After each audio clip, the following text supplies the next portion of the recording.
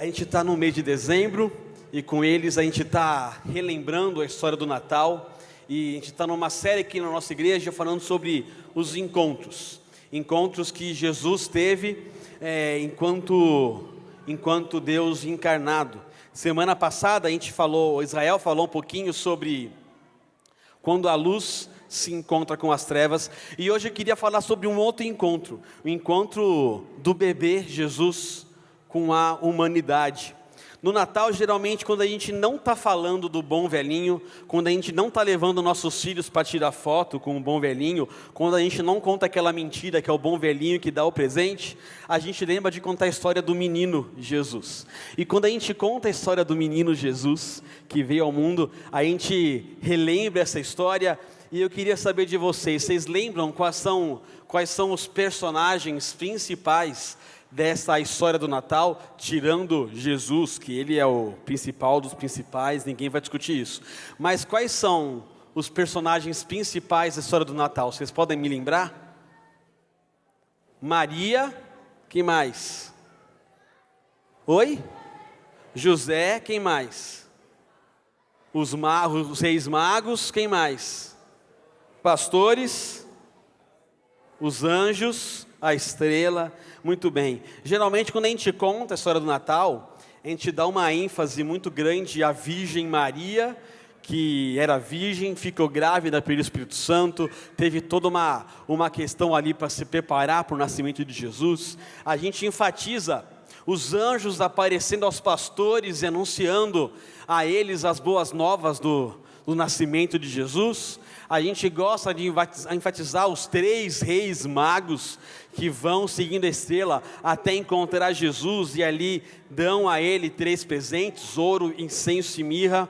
Mas tem um personagem que geralmente a gente não fala muito na época do Natal, a gente não dá muita ênfase a ele. Eu queria falar um pouquinho dele hoje. O que acontece com José? O que José precisa fazer, ou por o que ele tem que passar para se relacionar e se encontrar com esse Jesus. E para fazer isso eu queria ler um texto com vocês, está em Mateus capítulo 1, dos versos 18 até 25. Vamos ler? Foi assim o nascimento de Jesus Cristo. Maria, sua mãe, estava prometida em casamento a José, mas antes que se unissem, achou-se grávida pelo Espírito Santo.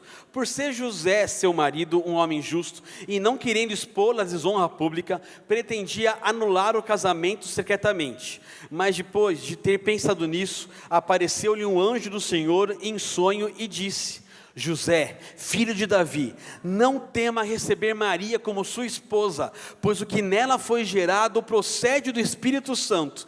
Ela dará à luz um filho, e você deverá dar-lhe o nome de Jesus, porque ele salvará o seu povo dos seus pecados. Tudo isso aconteceu para que se cumprisse o que o Senhor dissera pelo profeta: a virgem ficará grávida e dará à luz um filho, e lhe chamarão Emanuel, que significa Deus conosco. Ao acordar, José fez o que o anjo do Senhor lhe tinha ordenado, e recebeu Maria como sua esposa, mas não teve relações com ela, enquanto não deu à luz um filho, e ele lhe pôs o nome de Jesus. Vamos orar? Deus, muito obrigado pela tua palavra que nos revela, que nos traz à memória aquilo que o Senhor fez por nós, Deus. Que a gente possa hoje aprender com a vida de José e aprender com a tua palavra qual deve ser a nossa postura perante o Senhor, perante a tua história, Deus. Nos ajuda hoje a compreender e a entender o que o Senhor tem para nós. Em nome de Jesus, amém. A Bíblia como um todo, ela faz referências a Jesus constantemente.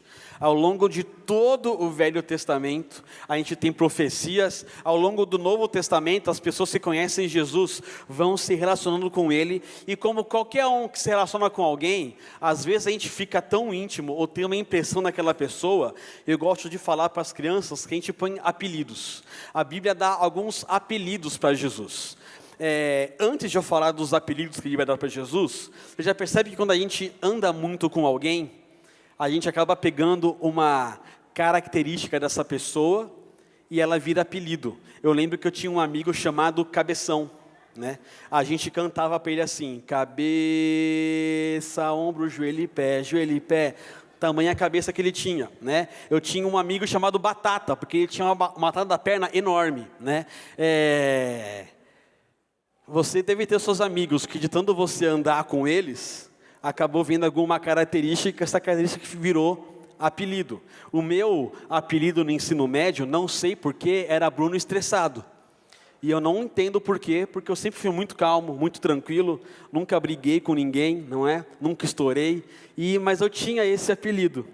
E com Jesus é diferente. Conforme as pessoas vão se encontrando com Jesus, ou vão recebendo a notícia de Jesus, elas dão algum nome para esse Jesus. E ao longo da Bíblia, Jesus é chamado de Príncipe da Paz, de Conselheiro, de Deus Forte, o Messias, o Cristo, o Leão, o Cordeiro, o Bom Pastor. Mas tem um nome dito pelo anjo aqui a José, que é um dos nomes que eu mais gosto para Jesus, que é o Emanuel, o Deus conosco. Esse nome enfatiza que antes a gente estava separado de Deus, e Deus não deixou a gente longe, não largou a gente e foi embora. Deus não se fez distante, Ele se fez presente no nosso meio. Ele invade a nossa história, Ele nos reaproxima com Deus através da pessoa de Jesus. Deus não é um Deus distante, Ele não está isolado, Ele não nos abandonou. Ele é um Deus presente hoje, aqui, e é um Deus que quer se relacionar conosco. Mas você já parou para pensar o que custou para José se relacionar com esse Jesus? Veja do ponto de vista dele, veja a história dele. Ele está noivo de uma mulher, essa mulher engravida, ele sabe que ele não é o pai da criança, ele pretende deixar essa mulher, porque ele não quer assumir uma criança que não é dele. Aí um anjo aparece e revela para ele que ele vai sim ter que casar e assumir a criança como dele. Você já pensou o que aconteceu com José por causa disso? Deixa eu contar uma história, que agora minha esposa está aqui, ela vai me bater por saber que eu contei essa história aqui no púlpito. Mas quando a gente tinha 2 semanas de casado, a gente tinha recém voltado da lua de mel, e a gente estava dormindo, a Sandra acordou logo de manhã, foi para o banheiro. Ela abriu a porta do banheiro, desesperada, e falou assim: Bruno, a gente precisa ir para o hospital. E para a Sandra falar que ela quer ir para o hospital, é que alguma coisa realmente muito grave está acontecendo. E aí eu falei: vamos para o hospital. E fui para o hospital completamente inocente, sem saber o que se passava no corpo da minha esposa. Chegamos no hospital, o médico pronto-socorro foi atender a gente, e aí a gente está lá sentado, ele fazendo várias perguntas, e uma das perguntas que ele fala é assim: existe alguma possibilidade de você estar grávida? Na hora que ele falou a palavra grávida, eu comecei a dar pulos no consultório, eu comecei a ficar feliz, alegre, eu não me contive, falei: eu vou ter um filho, que demais, em 2 semanas já consegui fazer um filho. E a Sandra, por outro lado, começou a se desesperar, quase dizendo assim: eu estou grávida, não posso estar grávida, não é possível, são só 2 semanas de casamento. E eu: Sandra, calma, é só um filho, que demais. Aí eu falei assim: olha, todos os sintomas que você está tendo podem ser ou de um início de gravidez ou de uma infecção.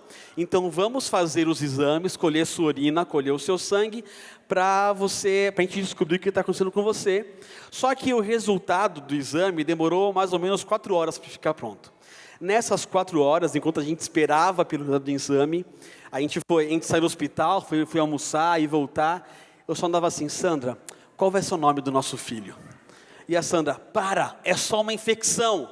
Infecção não é um bom nome para uma criança. Vamos dar um outro nome. Bruno, é só uma infecção? Não, não é uma infecção, é o meu filho. Não chame meu filho de infecção. Que nome a gente vai dar? A gente ficou discutindo no almoço inteiro que nome daria para o filho. Ela brava comigo porque eu estava empolgado com isso. A gente almoçou, aí na volta para o hospital, eu falei assim: Sandra, só tem um problema. Ela: qual? Essa criança precisa nascer de 9 meses. porque a gente acabou de casar. Se esse menino nasce prematuro, ninguém vai acreditar que o pastor se segurou até o casamento. Vai todo mundo achar que eu falei que era prematuro para esconder o que eu fiz antes do casamento. Ela, Bruno, não tem filho. Que venha com 9 meses, Deus. Até que a gente chegou no consultório novamente para receber o resultado do exame. Tinha mudado o médico de plantão no hospital. Aí era uma médica japonesa e ela tinha um sotaque japonês muito carregado. E a gente sentou ali na frente da médica. Ela começou a ler os exames. Ela parou e só fez assim: você está grávida. Eu, gritos de alegria, e a Sandra branca desmaiando. A médica viu que havia alguma coisa errada ali na sala. Era só olhou e fez assim: eu estou perguntando, você está grávida? Era o sotaque dela. Ela falou assim: não estou grávida. Tem certeza? Tenho. Ah, então tá bom, porque o remédio que eu vou te passar, você não pode tomar se estiver grávida. Você tem uma infecção urinária e tudo mais, tal. E aí eu voltei completamente desolado para casa, e a Sandra dando glória a Deus, porque estava com uma infecção. Mas é verdade que passou pela minha cabeça: se essa criança não nascer de 9 meses, vão achar que eu fiz coisa errada. E já pensou para José? Para ele, na cabeça dele ou as pessoas vão achar que ela foi infiel a mim, que ela me traiu, e eu estou de inocente aceitando isso, ou elas vão achar que eu não esperei o casamento, que eu desonrei o matrimônio. Imagina isso naquela cultura em que as pessoas julgam tudo que você faz. Imagina o prejuízo social que José teria das pessoas o afastando porque ele não cumpriu o que teoricamente Deus tinha previsto para eles. As pessoas o rejeitando ou rindo da cara dele porque ele devia ser um inocente demais. O que fez José seguir com o plano? O que fez José obedecer o anjo e ser o pai terreno de Jesus? Foi a coragem de José. José precisou de coragem para se relacionar com esse Jesus. Coragem para enfrentar uma série de questões que começaram naquele exato momento em que o anjo falou com ele. Coragem para suportar o desprezo do mundo. Você já pensou o que foi para José ter que explicar para os seus amigos e para os vizinhos encheridos que a esposa foi grávida pelo Espírito Santo? Isso nunca aconteceu na história. Isso não era uma coisa comum. Imagina ele ter que explicar o que Deus estava fazendo na vida da família dele. As pessoas vão falar assim: ou ele é louco, ou ele é muito inocente, coitado. Ele inventou essa história na cabeça dele para apagar a traição da noiva. Ou então esse cara é muito maluco. Ele acha que com essa história ele vai me enganar.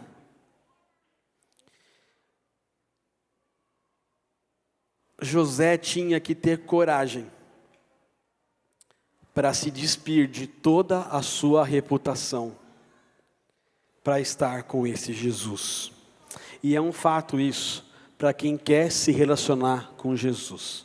Você precisa ter coragem para abrir mão da sua reputação, para abrir mão da imagem que as pessoas têm de você, para se relacionar com Jesus. As pessoas à sua volta não vão entender o que está acontecendo com você, não vão compreender as suas escolhas. 1 Coríntios 1,18 fala que a mensagem da cruz é loucura para os que estão perecendo, mas para nós que estamos sendo salvos é o poder de Deus. Deus sempre escolheu o que é loucura para os homens, para ser glorificado, sempre. Os seus amigos, seus colegas de trabalho, a sua família, nem sempre vai compreender o que está acontecendo na sua vida. Às vezes vão te julgar, às vezes vão te zoar, às vezes você vai ser motivo de chacota, de humilhação, de perseguição no emprego pela sua fé. Você vai ter coragem para se relacionar com esse Deus? Veja no nascimento de Jesus, quantas coisas que eram normais que Jesus não fez. Um rei não nasceu no palácio. Um rei não foi anunciado pelos arautos do rei, não foi anunciado para toda a realeza, foi anunciado a uns pastores. Uma das profissões mais simples e modestas que tinha naquela época. Jesus não nasceu em meio a sedas, linhos. Ele nasceu entre panos, entre palha. Não havia lugar para Jesus. O lugar que lhe foi dado foi uma manjedoura. Um rei nascendo numa manjedoura. Deus sempre trabalhou com loucura. Você está disposto? Tem coragem de assumir essa loucura e deixar as pessoas te julgarem? E você não se importar com o que vão falar de você?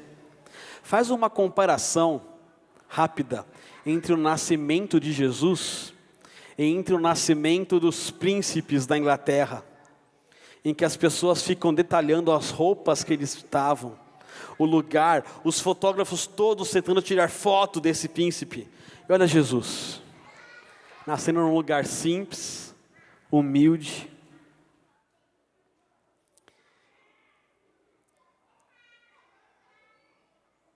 Você precisa ter coragem para se encontrar com esse Jesus e ter uma vida completamente contra o padrão, a norma e a coerência desse mundo.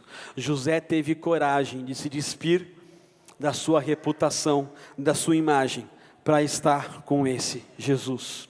Uma outra coisa, José tem coragem, e nós devemos ter coragem de abrir mão do direito da nossa livre escolha.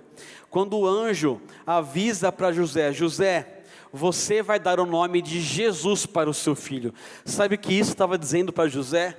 Numa cultura patriarcal, o homem da família, o pai, tem o direito e o dever de dar o nome para o seu filho. Pois assim, ele está mostrando que ele tem o controle da família, que ele tem o comando de tudo ali, que tudo está dentro do controle dele. E quando o anjo vira e fala, o nome do seu filho vai ser Jesus, já está recebendo, essa criança nem nasceu, e ela já está mandando em mim. Ela já está me tirando os meus direitos como um pai de uma família. Se você deseja que Jesus entre na sua vida, você tem que saber que não é você mais que manda na sua vida, é Deus.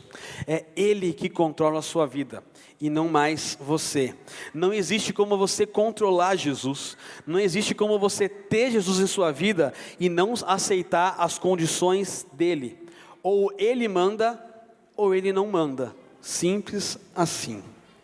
Seguir a Cristo é abrir mão do seu direito de escolher e de impor condições. Não tem como você se relacionar com Cristo, mas pôr condições a Ele. Eu me relaciono com Cristo se Ele me der meu carro, se Ele me der meu emprego, se Ele me der meu filho, se Ele me conseguir uma esposa, se Ele me conseguir um marido, se Ele me trocar de emprego, se Ele me fazer ganhar na Mega Sena. Não existe como. Eu não posso me relacionar com Cristo só quando for conveniente à minha pessoa. Ele controla a minha vida. Não é à toa que Jesus, ao falar com os seus discípulos, Ele diz, se alguém quiser acompanhar-me, negue-se a si mesmo, tome diariamente a sua cruz e siga-me. É eu negar os meus direitos, negar a minha condição e falar, Jesus, controla. É tua a minha vida, não é mais minha. O Senhor faz as escolhas por mim. O Senhor me leva aonde precisar. O Senhor que dá nome às coisas que o Senhor precisar. Não sou mais eu que escolho. É o Senhor quem define tudo para mim. Por último, coragem para reconhecer que eu sou pecador. Afinal, o anjo profetiza a José que Jesus viria porque Ele salvaria o seu povo dos seus pecados. Para eu me relacionar com Jesus, eu preciso reconhecer que eu sou pecador e que eu preciso do seu perdão. Eu preciso de um Salvador. Jesus veio principalmente para me perdoar dos meus pecados, e aí sim me reconciliar com Deus. E eu preciso aceitar a realidade de que eu não sou bom, de que eu sou mau, que não há nada em mim de bom, e que eu preciso do perdão do meu Salvador. Não há um justo, nenhum sequer. Eu preciso admitir que eu sou mau e que Jesus veio para me perdoar. Só através do perdão de Jesus que eu tenho acesso a esse Deus, ao amor dele, à paz dele, à vida com ele. Quando eu reconheço que sou pecador, quando eu reconheço a minha condição, quando eu abro mão da minha imagem, eu dou liberdade para Deus perdoar os meus pecados, que afinal são muitos. Ele se torna o meu Salvador, e eu passo a ter acesso a esse Deus, ao amor dele e a todo o plano dele. Mas como ter essa coragem? Como ter a coragem de José para abrir mão da sua imagem, da sua escolha, para abrir mão da sua vida? Olhando para o próprio Jesus. Porque foi preciso muito mais coragem dele para ele estar com você. Imagina o que foi para Jesus deixar toda a sua glória e se humilhar e tomar a nossa forma humana, ser vulnerável como a gente é, sofrer como a gente sofre, ser traído, humilhado, e enfrentar a escuridão, e enfrentar a solidão, ser morto da forma com que ele foi preciso muito mais coragem da parte de Jesus para estar conosco. E quando eu olho para a coragem que ele teve, eu posso entender que eu também preciso ter coragem e me inspirar nele. Jesus não considerou que o ser igual a Deus era algo que devia apegar-se, mas esvaziou-se a si mesmo, vindo a ser servo, tornando-se semelhante aos homens, e sendo encontrado em forma humana, humilhou-se a si mesmo, e foi obediente até a morte, e morte de cruz. Que coragem! Jesus abriu mão da sua glória, e não foi por obrigação, ele não foi obrigado a estar aqui entre nós. Ele nos amou, e o amor dele deu coragem a ele para ele sofrer tudo o que ele sofreu. Ele nos viu sofrer, viu nossa condição, e porque ele nos amou, ele teve coragem de enfrentar tudo, para que nós pudéssemos estar com ele, para ele ser o Deus conosco, o Emanuel. E é com esse amor dele que a gente cria coragem para estar com ele. Tudo que Jesus fez, ele fez por você, para se encontrar com você. A partir daquela noite na manjedoura, até a sua morte de cruz, foi o amor dele por você. Quando a gente tem essa consciência, o amor dele nos inspira a ter coragem, a coragem que ele teve para nos relacionarmos com ele. A coragem para abrir mão da nossa vida, coragem para não se importar com o que os outros vão dizer, coragem para deixar as escolhas com ele e não com a gente, coragem para admitir que a gente não é bom e precisa de perdão. Jesus, o maior exemplo de coragem, que nesse Natal, no lugar do espírito de amor, do espírito de paz, do espírito de alegria, a gente possa ter também, incluir nessa agenda, um espírito de coragem, coragem para nos relacionarmos de forma integral com o nosso Deus Emanuel, com o nosso Deus conosco, porque Ele foi o maior corajoso de todos os tempos para estar entre nós. Abaixe sua cabeça, feche seu olho, vamos orar. Deus, muito obrigado pelo teu amor, muito obrigado por tua coragem, Deus, tua coragem, Jesus, obrigado por tudo que o Senhor enfrentou, para estar aqui entre nós, para nos salvar, Deus, que esse momento, que essa época, que esse dia, possa ser marcado